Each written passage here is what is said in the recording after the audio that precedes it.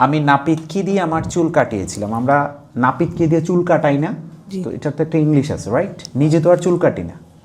না, আজকে আমি তোমাদেরকে কিছু প্রশ্ন জিজ্ঞাসা করব যেগুলো মূলত ইংরেজিতে পজিটিভ সেন্টেন্স হিসেবে পরিচিত। সো তোমরা কি প্রস্তুত তার জন্য? হ্যাঁ। Okay, my first question to you, আমি তাকে দিয়ে রুমটি পরিষ্কার করিয়েছিলাম। I got him to clean the room. I got him to clean the room. Great. Next.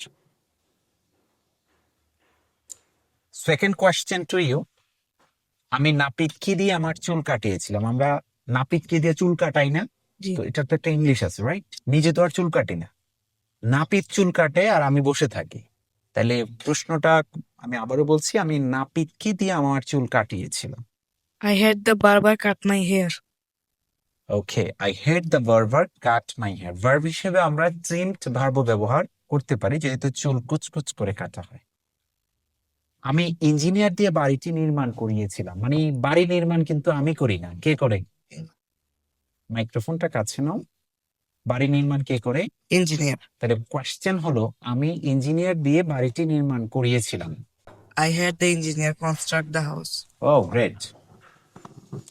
তোমার কোয়েশ্চেন এবার যাচ্ছি, আমি তাদেরকে দিয়ে রাস্তাটি নির্মাণ করিয়েছিলাম, সরি মেরামত করিয়েছিলাম।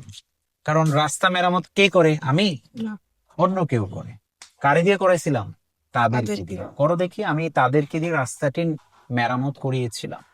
I had the road. I had them the road repair.